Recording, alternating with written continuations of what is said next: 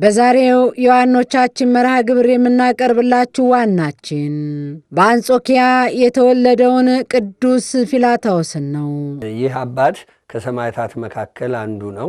እንዲሁም ደግሞ የነበረውም ደግሞ በዘመነ ሰማዕታት ዘመን ነው። ፊላታዎስ ማለት የስሙ ትርጓሜ እንደውም ሲቀጽሉ ብዙ አባቶቻችን ብዙ ገላትን ስናነብ ስንክሳርን ስናነብ ማር ፊቅጦር፣ ማር ቅዱስ ሚካኤል፣ ማር እያሉ አባቶቻችንን ከማክበር አንጻር ማር የምትለዋን ይቀጽሉባታልና ከነዚህ መካከል ቅዱስ ፊላታዎስንም ማር ፊላታዎስ ብለው ይጠሩታል አባቶቻችንና ማር ማለት ሊቅ እንደማለት ነው ለቅዱሳኑ ሲሆን ያው ሊቅ እንደማለት ነውና ፊላታዎስም ደግሞ ማር ፊላታዎስ ሲባል ሊቁ ፊላታዎስ እንደማለት ነው ቀጥታ። ሌላው የስሙ ትርጓሜ ደግሞ እያንዳንዱ አባቶቻችን ከፋፍለው ይናገሩታል። ፊላ ማለት ወዳጅ ማለት ነው፣ አንድም ተወዳጅ ማለት ነው ይላል። ቲዮስ ማለት ደግሞ ያው በግሪኩ ቋንቋ እንደምናውቀው ቲዮስ ማለት አምላክ ወይም እግዚአብሔር እንደማለት ነውና ይህ አባት ፊላታዎስ ተብሎ አንድ ላይ ሲተረጎም እግዚአብሔር የሚወደው እግዚአብሔር የሚያከብረው እሱም ደግሞ እግዚአብሔርን የሚወድ ተወዳጅ የሆነ አባት እንደማለት ነውና ፊላታዎስ አባታችን በዚህ መንገድ ነው እንግዲህ የሚጠራው ማለት ነው የስሙ ትርጓሜ። ቤተሰቦቹ ከአንጾኪያ ወይም ከሶሪያ ሀገር ነው የተወልደው ያደጉት እነሱም እና ጣዖት አምላኪዎች ነበሩ። እና በመጽሐፍ ቅዱስ ብዙ ጊዜ ስናይ እግዚአብሔር መቼም ሲጠራ ሁልጊዜ መጽሐፍን ስናነብ ሲፈልግ ከማህፀን ይጠራል፣ ሲፈልግ ከረኝነት ይጠራል፣ ሲፈልግ ከንግስና ይጠራል። ከተለያየ መልኩ ነው የሚጠራውና ከብዙ አባቶቻችን ከተጠሩበት አንዱ መስክ ምንድን ነው? ቤተሰቦቻቸው ጣዖት አምላኪዎች ከነበሩ ብዙዎች ተጠርተዋል። አሁን ለምሳሌ ብዙ ጊዜ የምናነሳው አብነት የምናደርገው አባታችን አብርሃም አባቱ እንጨት ጠራቢ ስለነበረ ጣዖት አምላኪዎች የሚያመልኩትን ጣዖት እሱ እየጠረበ ባለሙያ ስለነበረ ይሸጣል።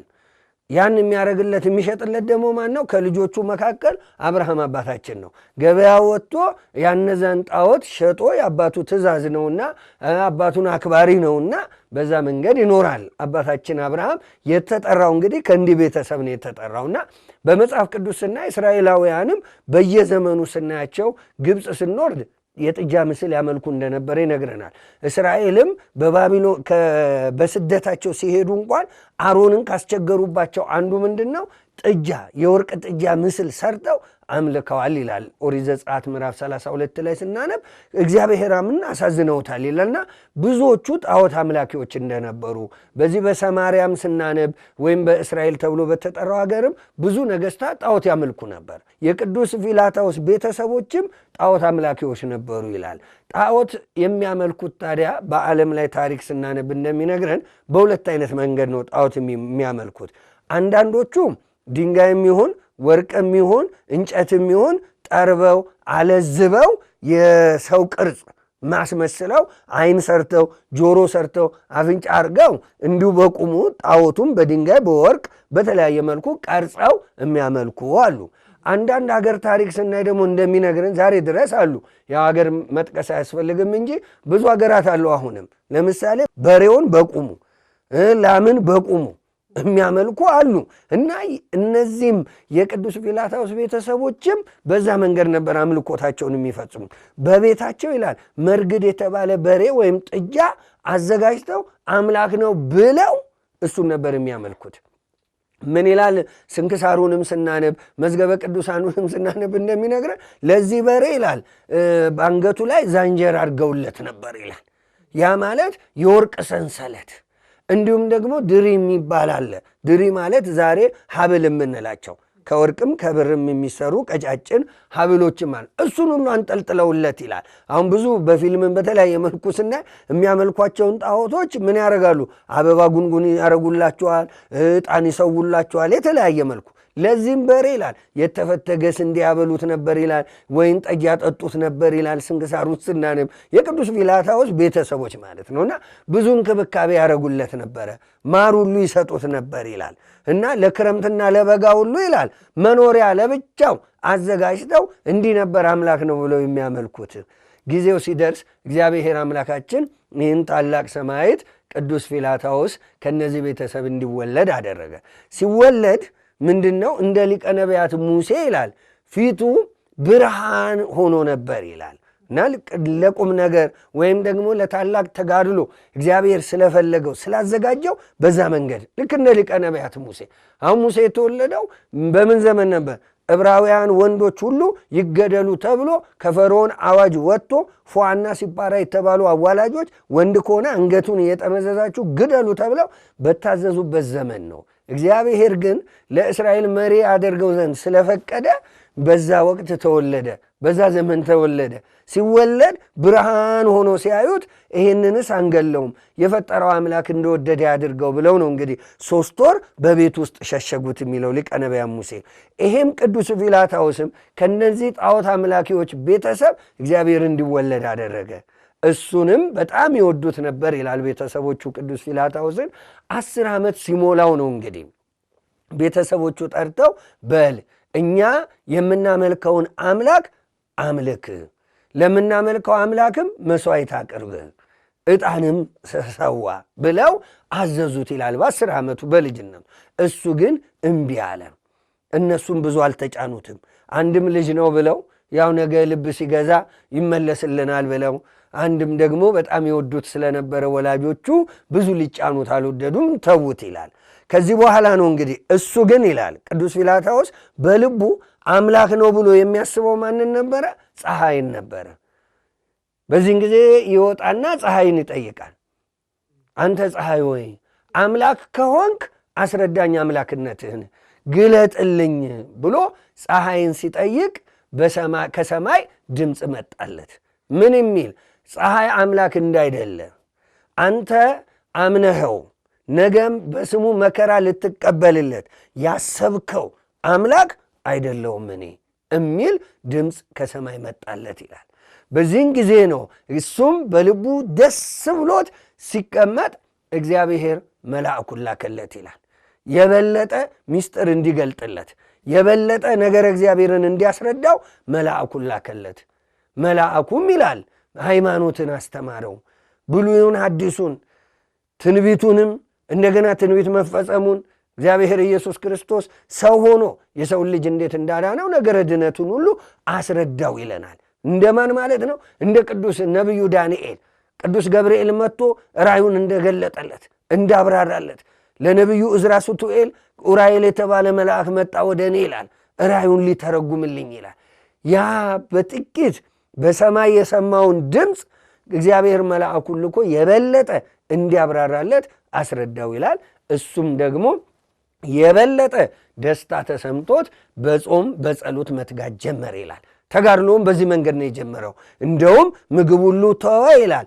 ቁራሽ እንጀራ ጨው የተነሰነሰችባት ብቻ ነበር ምግቡ ይላል። በመጽሐፍ ቅዱስ ከኦሪት ዘፍጥረት ጀምሮ እስከ ራዕየ ዮሐንስም ይሁን አዋልድ መጽሐፍትንም ገድላትንም ስንክሳሩ ሁሉንም ስናነብ የቅዱሳን ትልቁ ጸጋቸውና ቁልፍ ነገር አድርገው ለመንግሥተ ሰማያት የሚይዟት ምጽዋት ናት። ስለዚህ ቅዱስ ፊላታዎስም ከጾም ከጸሎቱ በተጨማሪ ከተጋድሎ ድሆችን አብዝቶ ምጽዋት ይሰጥ ነበር ይላል። ያ ሁሌ ቤተ ክርስቲያንም እንደምትለው ምጽዋት የመንግሥተ ሰማያት መክፈቻ ቁልፍ ናት ይላል ቅዱስ ዮሐንስ አፈወርቅም። እንዲሁም ሶሎሞን ጠቢቡም በመጽሐፈ ምሳሌም ለድሆች ቸርነት ማድረግ ለእግዚአብሔር እንደማበደር ነው ይላል። እና ምጽዋት ለእግዚአብሔር እንደማበደር ስለሆነ የሁሉም አባቶቻችን ትልቁ ስራቸው ምጽዋትን መስጠት ነውና ቅዱስ ፊላታዎስ በዚህ መንገድ ጀመረ ተጋድሎን። 10 ዓመት በሆነው ጊዜ ወላጆቹ ያመልኩትና የሰግዱለት ለነበረው በሬ ይሰግድ ዘንድ የጠየቁት፣ እርሱ ግን ጥያቄያቸውን ያልተቀበለ ይልቁንም ጌታችን መድኃኒታችን ኢየሱስ ክርስቶስን ባለማወቁ የተነሳ ፀሐይ አምላክ ይመስለው የነበረ ቅዱስ ፊላታዎስ በፀሐይ ፊት ቆሞ አንተ ፀሐይ ሆይ አምላክ ከሆንክ ታስረዳኝ ዘንድ ለምንሃለሁ ሲል የተማጸነ፣ በዚያች ሰዓትም ከሰማይ መልአክ የተላከለት ቅዱስ ፊላታዎስ ቤተሰቦቹ ወደ እነሱ አምልኮት እንዲመጣላቸው አሁንም ጓደኞቹን ይላል ሰበሰቡና ምሳ አዘጋጁ። ምሳ አዘጋጅተው እሱ ባለበት ሰብስበው ጓደኞቹ ምን እንዲሉ ቢያንስ እነሱን አፍሮ እነሱን ፈርቶ ጓደኞቹን ለጣዖታችን ይሰግድልናል፣ መሥዋዕት ያቀርብልናል፣ ዕጣን ያጨስልናል ብለው ጓደኞቹን ይህ ምንድነው እንዲያፍር አድርገው ለጓደኞቹ ምሳ ግብዣ አዘጋጁ ይላል። በዚህን ጊዜ ነው እንግዲህ እነሱም በተሰበሰቡበት በል እንግዲህ ለበሬው ለእኛ መርግድ ለተባለው በሬ ለአምላካችን ስገድ፣ ዕጣንም ሰዋ አቅርብ ሲሉት አሁንም እሱ ይሄን ባለ ጊዜ እውነት አንተ በሬ አምላክ ነህን እነሱ እንደሚሉት እስቲ ንገረኝ ብሎ ሲጠይቀው በበሬው ላይ ያደረው ሰይጣን አፍ አውጥቶ ምን አለ?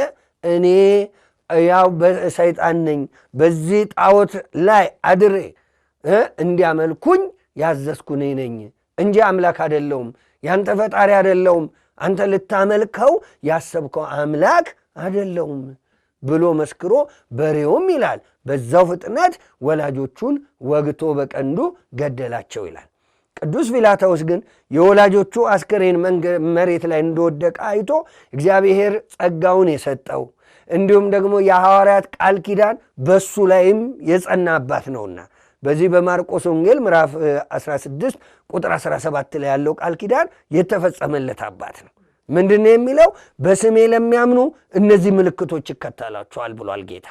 በአዲስ ቋንቋ ይናገራሉ፣ ድውይ ይፈውሳሉ፣ ሙት ያስነሳሉ፣ እባቡን ጊንጡን ይረግጣሉ፣ ይጨብጣሉ፣ ምንም አይጎዱም ብሎ ጌታ በስሙ ለሚያምኑት ሁሉ ይህን ቃል ኪዳን ስለሰጠ ቅዱስ ፊላታዎስም ይሄ ቃል ኪዳን የተፈጸመለት አባት ቤተሰቦቹ ያ ሁሉ ሕዝብ እያለ ከሙታን አስነሳቸው። በዚህን ጊዜ ወላጆቹም የአጣንን መኖሪያ ሲኦልን አይተው መጥተው ነበረና ለልጃቸው ለፊላታዎስ ነገሩት። የአጣን ያኗኗር ሁኔታ፣ ስቃያቸውን፣ ለቅሷቸውን፣ ዋይታቸውን አስረዱ ይላል ለልጃቸው። በዚህን ጊዜ ነው እንግዲህ እግዚአብሔር እሱም ቅዱስ ፊላታዎስም እንዲሁም ወላጆቹም የሥላሴን ልጅነት ያገኙት በዚህ ጊዜ ነው። በአብ በወልድ በመንፈስ ቅዱስ ስም ተጠመቁ። እስከዛ ድረስ ልጅነትን አልተቀበለም። እሱም ወላጆቹ ቀድሞም ጣዖት አምላኪዎች ስለነበሩ በዚህን ጊዜ አብዝቶ ተጋድሎውን ቀጠለ። ቅዱስ ፊላታዎስ በየዘመኑ እንደሚያደርገው ምጽዋቱንም ጾም ጸሎቱንም ትጋቱን የበለጠ ጀመረ። በዚህን ጊዜ ዝናው በዓለም ላይ ተሰማ። ሕሙማነ ሥጋን በታምራት እንዴት እንደሚፈውስ እግዚአብሔር በኃይል ላይ ኃይል እየጨመረለት፣ በሞገስ ላይ ሞገስ እየጨመረለት፣ በጸጋ ላይ ጸጋ እየጨመረለት ብዙ በሽተኞች ይላል ከብዙ ሀገር መጥተው በቅዱስ ፊላታዎስ እንደሚፈወሱ ሰማ። ማን? በዘመኑ የነበረው ንጉሥ ጨካኝ ዲዮቅልጥያኖስ። ይህንን ሰምቶ ነው እንግዲህ ከአንጾኪያ ወይም ከሶርያ ወደ ሮም ይዘውለት እንዲመጡ ያዘዘው። ብዙ አባቶቻችን እንደነ ቅዱስ ፖሊካርፐስ እነ ቅዱስ አግናጤዎስ ምጦ ለአንበሳ እንዲሁ ከአንጾኪያ ነው የወጡትና እንዲሁ ነው ሮም ሄደው መከራ የተቀበሉ፣ ለአንበሳ እየተሰጡ በሳት እየተቃጠሉ የሙት። ይሄም ደግሞ በዘመኑ ዕጣው ደርሶት እንደ አባቶቹ እንደነ ቅዱስ ፖሊካርፐስ እንደነ ቅዱስ አግናጤዎስ ምጦ ለአንበሳ ከአንጾኪያ ከሶርያ ተይዞ ወደ ሮም ሄደ። በዚህን ጊዜ ዲዮቅልጥያኖስ ምንድን ነው የምታመልከው? በሌኔን አምላክ አምልክ፣ ዕጣንም አቅርብ፣ መሥዋዕትም ሰዋ ብሎ አጵሎስን አቀረበለት። እሱ ግን ሰማይና ምድርን የፈጠረ አምላክ፣ የቀንና የሌሊት የክረምትና የበጋ የሁሉ የፍጥረታት ገዢ አምላክ እግዚአብሔር ኢየሱስ ክርስቶስን ነው ማመልከው፣ ላንተ አምላክ አልሰግድም አለ። እንደ ሰለስቱ ደቂቅ ማለት ነው። ደግሞ መጽሐፍ ቅዱስ አባቶቻችን እንደሚያስተምሩት አንተ ላቆምከው ምስል አንሰግድም ነው ያሉት። በቃ ሰለስቱ ደቂቅ። ይሄም አላመልክም አለ ቅዱስ ፊላታዎስም። በዚህን ጊዜ ስቃይ ማሰቃየት ጀመረ ይላል። ቆዳው አልቆ እስኪታይ ድረስ ብዙ ግርፋትን ገረፉት። እንደገና ምላሱን እንዲቆርጡ አዘዘ። እንዲሁም ደግሞ አፍንጫውንም ብዙ መከራ እንዲቀበል አደረጉት። እሱ ግን ማታ ማታ አምላኩ እግዚአብሔር ኢየሱስ ክርስቶስ እየመጣ ይፈውሰው ነበር ይላል። እሱም ደግሞ መከራውን በምንም መንገድ ሳይሳቀቅ ደስ ብሎት ነበረ የሚቀበለው። ይሄ ከአባቶቹ የተማረው ስለሆነ ሐዋርያት አባቶቻችን በዚህ በሐዋርያት ሥራ ምዕራፍ 5 ላይ ስናነብ ምን ይላል? በሸንጎ ፊት ቆሙ፣ ስለ ክርስቶስ እንዳሰብኩ ተባሉ። እነሱ ግን ከሰው ይልቅ ለእግዚአብሔር ልንታዘዝ ይገባናል አሉና ይላል ብዙ ገረፏቸው ይላል። ገርፈው ሲያስወጧቸው ደስ እያላቸው ወጡ ይላል። ይሄም የአባቶቹ የሐዋርያት ልጅ ነውና ቅዱስ ፊላታዎስም እንደዛ መከራ ሲያሳዩት ከክርስቶስ ፍቅር የሚለየኝ ማን ነው? መከራ ነው፣ ችግር ነው፣ ረሃብ ነው፣ ጥም ነው ብሎ ቅዱስ ጳውሎስ እንዳለው እሱም ያንን ሁሉ መከራ ታግሶ በእግዚአብሔር ኃይልን በሚሰጠኝ በክርስቶስ ሁሉን እችላለሁ እንዲል ቅዱስ ጳውሎስ ይህም ብዙ መከራዎችን ቻለ። ከዕለታት በአንድ ቀን ግን ንጉሡን ምን አለው? አዎ እሺ፣ አንተ ላቆምከው ምስል ለምታመልከው ጣዖት ለአጵሎስ እሰግዳለሁ፣ መሥዋዕትም አቀርባለሁ አለው። እሺ ብሎ ደስ አለው። ንጉሡም አዋጅ አስነገረ፣ ሕዝቡንም አሰበሰበ። በሉ በዚህ ሰዓትና በዚህ ዕለት ጣዖቱን አጵሎስን አምጡ ተሸክማችሁ። ካህናቱም የጣዖቱ ካህናቱም ጣዖት የሚያመልኩም ሕዝቡም ሁሉም ይሰብሰብ፣ ቅዱስ ጲላታዎስ ይኸው ለአምላካችን እሰግዳለሁ ብሏል ብሎ አዋጅ አስነገር። በዚህን ጊዜ እሱም እየጠበቀ ሲመጡ በመንገድ ሲመጡ ሲያይ ጣዖት አምላኪዎቹንም የጣዖት ካህናቱንም የተሸከሙትንም ጣዖት አይቶ ቅዱስ ጲላታዎስ ወደ አምላኩ አንድ ጸሎት ጸለየ። አምላኬ ሆይ ዳታንን አቤሮንን በሙሴ ላይ በአሮን ላይ በአንተ ላይ በማጉረምረማቸው ምድር ተሰንጥቃ እንድትውጣቸው እንዳደረግ እነዚህን ጣዖት አምላኪዎችንም ከነጣዖታቸው ምድር ተሰንጥቃ ትወጣቸው ዘንድ እለምንሃለሁ አለ። ልክ እንደ አባቶቹ ማለት አሁን ቅዱሳን ሲተረኩ መጽሐፍ ቅዱሳዊ እንደሆነ በደንብ ልንረዳ ይገባል። ነቢዩ ኤልያስ በዘመኑ የነበሩትን ጣዖት አምላኪዎችን እሳት ከሰማይ ያስወረደ ሁለቴ 50 ሆነው እሱ በቀርሜሎስ ተራራ ተቀምጦ ሳለ ሲለምኑት እውነት የማመልከው አምላክ በሰማይ ካለማ እናንተን እሳት ወርዳ ትብላችሁ ብሎ እንዳዘዘው ቅዱስ ጲላታዎስም እግዚአብሔር አምላኩን ለመነ። እግዚአብሔርም ጸሎቱን ሰማው። ለምን? የእግዚአብሔር ዓይኖች ወደ ጻርቃን ናቸው ይላል፣ ጆሮዎቹም ወደ ጩኸታቸው ናቸው ይላል። ጻርቃን ጮኹ፣ እግዚአብሔርም ሰማቸው ነው። ቅዱስ ጲላታዎስም ጸሎቱ ተሰማ፣ ምድር ተሰንጥቃ ሙሴ ላይ እንዳጉረመረሙት በዘጸአት ላይ እንደምናነበው ዳታንና አቤሮን ምድር ተሰንጥቃ እንዳዋጠቻቸው እነሱንም ዋጠቻቸው። በዚህን ጊዜ ንጉሡ ተበሳጨ። እንዴት ያታልለኛል?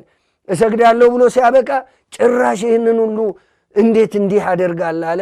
በዚህን ጊዜ ያንን ተአምራት ያዩ ይላል መኳንንቱ ሳይቀር ብዙ ሕዝብ በቅዱስ ጲላታዎስ አምላክ እናምናለን ብለው ይላል ሰማዕትነትን ተቀበሉ ይላል። በብዙ ቅዱሳን ገድላት ላይ ስናነብ ይህንን ነው። እግዚአብሔር በቅዱሳኑ ላይ አድሮ ታምራት የሚያደርገው አንዱ ምክንያት በዘመኑ ምልክት የሚፈልጉ ብዙ ሰዎች ስለነበሩ ያን ምልክት አይተው ይህን ነው። በነ ቅዱስ ጊዮርጊስ ታምራት ብዙዎች ሲያምኑ አይተናል። በቅዱስ ጊዮርጊስ አምላክ እናምናለን እያሉ ገድሉ ላይ ስናነብ እንደምናገኘው ብዙዎች አመኑ ይላል። እንደውም ያመኑት ብዙ ናቸው ይላል ስንክሳሩ። እነዚህን ቅዱሳን የቅዱስ ጲላታዎስ ማኅበርተኞች ይላቸዋል። የቅዱስ ጲላታዎስን አምላክ እናምናለን በማለታቸው በዲዮቅልጥያኖስ ሰማዕትነትን የተቀበሉ አንገታቸው በሰይፍ እንዲቀላ የተደረጉት ይላል መቼ ነው ይላል? ጥር 2 ስንክሳርን ስናነብ ታሪካቸውን ይነግረናል። ብዛታቸው ስንት ነው ይላል? 9700 ይላል። እንደ መዝገበ ታሪኩ ደግሞ 10703 ነው ይላል። ቁጥር አያጣላንምና እነዚህን ሁሉ ጥር 2 ይላል ሰማዕትነትን ተቀበሉ። የቅዱስ ጲላታዎስን አምላክ እናምናለን በማለታቸው ማለት ነው። አሁንም ንጉሡ አለኝ የሚለውን መከራ ሁሉ በቅዱስ ጲላታዎስ በሰማዕቱ አደረሰ። እግዚአብሔር ከእሱ ጋር ስለሆነ ግን ምንም ሊሆን አልቻለም። በዚህን ጊዜ ሰለቸው። አላውያን ነገሥታት ብዙ ሰማዕታትን ሲፈጁ በዚህ በዘመነ ሰማዕታት ስናነብ ዲዮቅልጥያኖስን ጨምሮ እነ ትራጃን እነ ዳኪዎስ የተባሉ በጣም ጨካኝ ነገሥታት ምንድን ነው የሚያደርጉት? ይሰለቻል። ያው መቼም አንዳንድ በዚህ ዘመንም አንድ ቀን ነገሥታቱ እንደሚሰለቻቸው ግልጽ ነው፣ ሰው መግደል እና ሲሰለቻቸው ምንድን ነው የሚያደርጉት? አንገታቸውን በሰይፍ ተቀልጠው በቃ በዚያው ጭጭ እንዲሉላቸው ነው። ብዙ ስቃይ ሲያሳዩቸው በብዙ ብረት በብዙ እሳት ላይ በብዙ ምጣድ ላይ የጣዱ ብዙ መከራ ቢያሳዩቸው አልሞት ሲሉ የሚያደርጉት በሰይፍ መቀላት ነውና ቅዱስ ጲላታዎስንም አለኝ የሚለውን መከራ ቢያሳይበትም ሊሞት አልቻለም። መጨረሻ ላይ ሲሰለቸው በሉ ገላግሉኝ፣ አንገቱን በሰይፍ ቀልታችሁ አለ። ጥር 16 ቀን አንገቱን በሰይፍ ተቀልጦ ሰማዕትነትን ተቀበለ። እግዚአብሔርም ወደ መንግሥተ ሰማያት አስገባው። ከዓመታት በኋላ ወላጆቹ ለጣዖቱ በሬ ዕጣን እንዲያሳርግለት በጠየቁት ጊዜ በበሬው ፊት ቆሞ ሰዎች የሚያመልኩህ አንተ በእውነት አምላክ ነህን ብሎ የጠየቀ፣ በሬውም እኔ አምላክ አይደለሁም በማለት ወላጆቹን በቀንዶቹ ወግቶ የገደለበት፣ በዚህ ጊዜም የክርስቶስን አምላክነት ጠንቅቆ የተረዳ፣ በሬውንም ይገድሉትና በእሳት ያቃጥሉት ዘንድ ያዘዘ፣ በእምነት ጽናቱም በወላጆቹ አስከሬን ላይ ጸልዮ ነፍሳቸው እንዲመለስ በማድረግ ታምራትን የገለጠ ቅዱስ ፊላታዎስ ሀብተ ፈውስ ተሰጥቶት በርካታ በሽተኞችን ይፈውስና ወንጌል ያስተምር የነበረ፣ በኋላም በንጉሥ ዲዮቅልጣኖስ ዘመን በርካታ ተጋድሎን በመጋደል ጣዖታቱ እስከ አገልጋዮቻቸው መሬት ተከፍታ እንድትውጣቸው የለመነ፣ የልብ መሻቱ ከተደረገለትና በሰማዕትነት ካለፈው አባታችን መንፈሳዊ ሕይወት እኛ ምን እንማር ይሆን? በረከቱ ይድረሰን። ቤተ ክርስቲያን ሁልጊዜ እንደምንለው መሰረቷ መጽሐፍ ቅዱስ ነው። አዲስ ትምህርት አታስተምርም። ቅዱስ ጳውሎስም ቤተ ክርስቲያን ክርስቶስን ትታዘዛለች ነው የሚለው። በቃ ያ ማለት እሱ ያስተማረውን ነው የምታስተምረው። አሁን ስለ ቅዱሳን ስንተርክ፣ ስለ ቅዱሳን ስንናገር ብዙ ተረት የሚሉ ገድል ወይስ ገደል እያሉ የሚያሾፉ ብዙዎች አሉ። ነገር ግን ይሄ በወንጌል አላፍርም እንዳለው ቅዱስ ጳውሎስ አያሳፍረን። ብዙ ቃል ኪዳን ገብቶለታል። በመዝሙረ ዳዊት እንዳለው ከመረጥኩት ጋር ቃል ኪዳኔን አደረግኩ ነው ያለው። ራሱ ባለቤቱም እግዚአብሔር ኢየሱስ ክርስቶስም ጻድቅን በጻድቅ ስም የሚቀበለ የጻድቁን ዋጋ ያገኛል እኮ ነው። ነቢይን በነቢይ ስም የተቀበለ የነቢዩን ዋጋ ያገኛል። በደቀ መዛሙርቴ ስም ነው ያለው። እንደ እፍኝ ውሃ ቀዝቃዛ ውሃ ቢሰጥ ዋጋው አይጠፋበትም ነው ያለው። ይሄንን አምላካዊ ቃል መሰረት አድርጋ ነው ቤተ ክርስቲያን ቅዱሳኑን የምትተርከው የምትዘክረውና ቅዱስ ፊላታዎስንም ዕለቱ ጥር 16 ነው። እግዚአብሔር በስሙ ያው ሁሌ ገድሉን ብናጽፍ ብናነብ ብንሰማ በቤተ ክርስቲያን የሚያስፈልገውን በዕለቱ ነዳያንን ብንመጸውት እግዚአብሔር የቅዱስ ፊላታዎስን በረከቱን ያሳድርብናል። ሌላው ከቅዱስ ፊላታዎስ ሰማዕት ማር ፊላታዎስ ይሉታልና አባቶቻችን ምን እንማራለን? ሁልጊዜ መጽሐፍ ቅዱሱም የሚለን አስቡ ይላል። ማሰቡ አንድ መንገድ ነው አለ። ዋናው ቁም ነገሩ ግን የሕይወታቸውን ፍሬ ተመልክታችሁ በሕይወታቸው በእምነታቸው ምሰሏቸው ነው። ይህ ነው የክርስትና ዓላማው። መተረኩ ብቻ ምንም ቁም ነገር የለውም እና ሆኖ መገኘት ያስፈልጋል። ቅዱስ ፊላታዎስን ስናስበው ዛሬ ያለን ክርስቲያኖች ምንድን ነው የሚያስተምረን ሲባል አንደኛ ጽኑ እምነትን ነው የሚያስተምረን። ሁሉም ቅዱሳን አባቶቻችን መቼም ምንድን ነው የሚያስተምሩን ሲባል የሁሉ ነገር መጀመሪያ ምንድን ነው? እምነት ነው። ያለ እምነት እግዚአብሔርን ደስ ማሰኘት አይቻልም። የትኛውንም አባት ስናይ እግዚአብሔር ኢየሱስ ክርስቶስም ለስሙ ክብር ምስጋና ይግባውና ሐዋርያትን እኮ ደጋግሞ በመዋዕለ ሥጋዌ ወራት የነገራቸው እኮ ይሄን ነው። በቃ በእኔ እመኑ በአባቴም እመኑ እያለ ነው ያስተማራቸው። እምነታቸው ሲሰንፍበት እናንተ እምነት የጎደላችሁ እስከ መቼ ድረስ ነው ያላቸው እና እምነት መሰረት ነው። በቃ ከቅዱስ ፊላታዎስም የምንማረው የመጀመሪያው ጽኑ እምነት ይሄ የአንደበት አይደለ፣ በምላስ አይደለ፣ የማስመሰል አይደለ፣ የግብዞች አይደለ። እንዲህ አይነቱ ጽኑ እምነት በፍጹም ልብ በፍጹም ሐሳብ እግዚአብሔርን መውደድ እግዚአብሔርን ማምለክ ከማን እንማራለን ከተባለ ከቅዱስ ፊላታዎስ ጽኑ እምነትን እንማራለን። ሌላው ከቅዱስ ፊላታዎስ የምንማረው ምንድን ነው ብለን ስንል መልካም ሥራን እንማራለን፣ በጎ ሥራን እንማራለን። ከአባቶቻችን የእምነታቸውን ፍሬ ነው ያለው። የእምነታቸውን ፍሬ ተመልከቱ ማለት በመጽሐፍ ቅዱስ ፍሬ በምንድን ነው የሚተረጎመው? በመልካም ሥራ ነው። መጥምቁ ዮሐንስ በማቴዎስ ወንጌል ምዕራፍ 3 ምንድን ያላቸው? ንስሐ ገብተው የንስሐ ጥምቀት አጥምቆ ወደ ቤታቸው ሊሄዱ ሲሉ ምን እናድርግ መምህሮዬ ብለው ሲጠይቁት ይላል አንድ ነገር ነው ያላቸው። ቁጥር 8 ላይ ማቴዎስ ወንጌል ምዕራፍ 3 ቁጥር 8 ላይ እንግዲህ አላቸው። ይሄ ማለት ከዛሬ ጀምሮ እንግዲህ አለ ለንስሐ የሚገባ ፍሬ አድርጉ። ለንስሐ የሚገባ ፍሬ። እዚህም ፍሬ በመጽሐፍ ቅዱስ በምን ይተረጎማል? በመልካም ሥራ። ቅዱስ ፊላታዎስ የሚያስተምረን ምንድን ነው? መልካም ሥራ። ያውም ደግሞ የሁሉ ራስ የሆነችውን ምጽዋትን፣ ቸርነት ማድረግን፣ ይህንን ያስተምረናል ቅዱስ ፊላታዎስ። ሌላው ከቅዱስ ፊላታዎስ የምንማረው ምንድን ነው ካልን ተጋድሎ ነው። መቼም ክርስትና እንዲሁ አልጋ በአልጋ እንዲሁ በወሬ እንዲሁ አምናለሁ በማለት በስም ብቻ አይሆንም። ቅዱስ ያዕቆብም በመልእክቱ የነገረን ይህን ነው። የተጠራ ነው ልጆቹ የተባል ነው በስሙ ለመጠራት ብቻ አይደለም ይላል። በስሙ ለመጠራት ብቻ አይደለም። በአብ በወልድ በመንፈስ ቅዱስ ስም ተጠምቀን ከአብራከ መንፈስ ቅዱስ ከማኅፀነ ዮርዳኖስ ሥላሴን ልጅነት ስናገኝ ብዙ ጊዜ ነኝ በማለት ብቻ የሚዳን ይመስለናል። ያ ግን አይደለም። ምንድን ያለው? በስሙ የተጠራ ነው ለመጠራት ብቻ አይደለም። ምን ለመሆን ነው አለ? መከራም ለመቀበል። ቅዱስ ፊላታዎስ በሕይወቱ ይህን ያስተምረናል። ብዙ ተጋድሏል። ብዙ ግርፋቶችን ችሏል።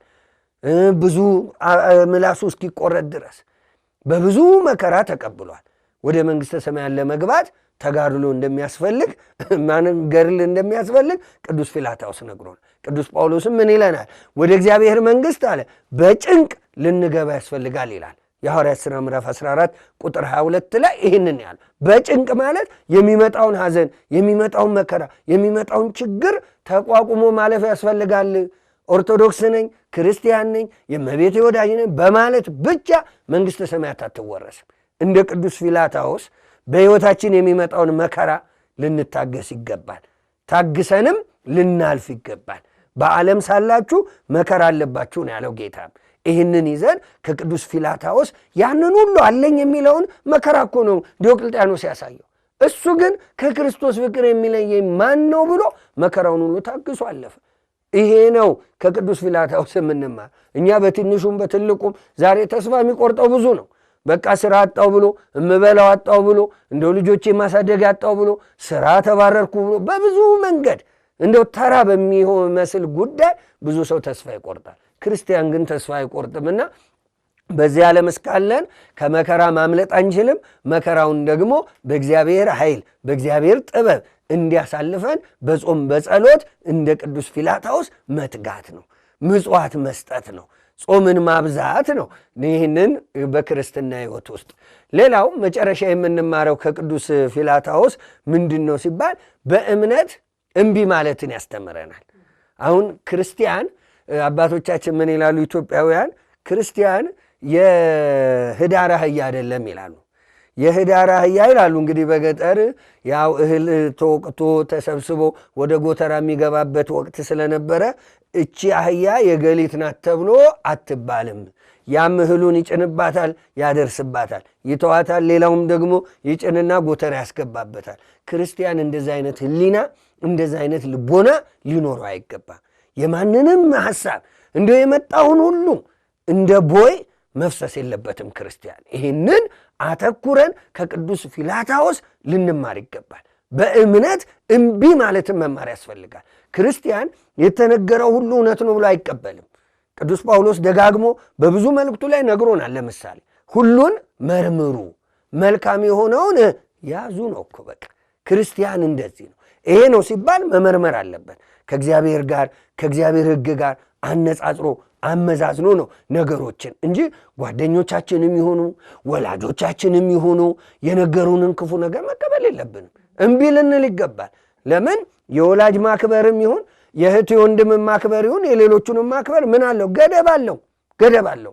ከእግዚአብሔር ጋር የሚያጣላንን ምክር ከእግዚአብሔር ጋር የሚያለያየንን ነገር እናትም ትሁን አባትም ትሁን ሲነገር ልንቀበል አይገባል። ጌታም በወንጌሉ በማቴዎስ ወንጌል ምዕራፍ 10 እኮ የነገረኝ ነው። ከኔ ይልቅ ወላጁን እናቱን አባቱን ልጁን ወንድሙን እህቱን የሚወድ አለ እኮ ለእኔ ሊሆን አይገባም። ይሄ ማለት ወላጆቻችሁን አታክብሩ ማለት አይደለም። እህት ወንድሞቻችሁን አትውደዱ፣ ታላቆቻችሁን አታክብሩ ማለት አይደለም። አንዳንዱ ሰው እንዴት ጌታ እንዲህ ይላል አይደለም። ይሄ ማለት አምልኮትን በተመለከተ ዛሬም ድረስ አንዳንዱ ቤተሰብ ጠንቋይ ቤት እንሂድ ይላል። ጠንቋይ ቤት እንሂድ ካለ መከተል አለብን እንዴ? የለብንም። በእምነት እምቢ ልንላቸው የሚገቡ ጉዳዮች አሉ። አሁን አገራችንም ቤተ ክርስቲያናችንም ብዙ ለዚህ ውድቀት የደረገች እኮ ብዙዎቻችን መመርመር አይሆንልንም። ማንም የመጣውን ሐሳብ እንቀበላለን፣ እርስ በርሳችን እንበላላለን። በእምነት ግን እምቢ ልንል ይገባል። ሊቀ ነቢያት ሙሴ እኮ ምንድነው እምቢ ያለው? አሁን በእምነቱ የተነሳ የፈርዖን የልጅ ልጅ መባልን ማን ነው ይሄን አሁን የሚመርጥ? እስቲ እንግዲህ ሙሴ ከባህር ተገኘ፣ የተርሙት ወይም የፈርዖን የልጅ ልጅ ተብሎ አደገ። ሕዝብ ሁሉ የሚያውቀው ግብፃዊ ምንድን ነው? የፈርዖን የልጅ ልጅ ነው። ስለዚህ ፈርዖን ሲሞት ምን ይሆናል? ንጉሥ ይሆናል በግብፅ። ይህን እኮ ነው የተወው ሊቀ ነቢያት ሙሴ። በዕብራውያን መልእክቱ ምዕራፍ 11 ቁጥር 23 ጀምሮ እኮ ቅዱስ ጳውሎስ በሚገርም ሁኔታ እኮ ነው እምነቱን የገለጠልን። ሙሴ አለ የፈርዖን የልጅ ልጅ ተብሎ መጠራትን አለ በእምነት እምቢ አለ ነው የሚለው። በእምነት እስቲ ተንደላቆ መኖርን፣ የግብፅ ንጉሥ ሆኖ መኖርን ማን ውስጥ እምቢ የሚለው? በእምነት እምቢ ልንላቸው ይገባል። መለያየት ሲሰበክልን፣ ጥላቻ ሲሰበክልን፣ አሁን አብዛኛው የኢትዮጵያ ሕዝብ ይህን እየሰማ ነው እንግዲህ አገሩን እያፈረሰ ያለው። ቅዱስ ፊላታዎስ ግን የገዛ ወላጆቹ እንኳን ለጣዖት እንዲሰግድ ዕጣን እንዲያቀርብ ሲያዙት እኮ በፍጹም አልሰግድም፣ እናንተ የምታመልኩትን ጣዖት አላመልክም ነው ያለው። ይሄ ነው በእምነት እምቢ ልንል ይገባል።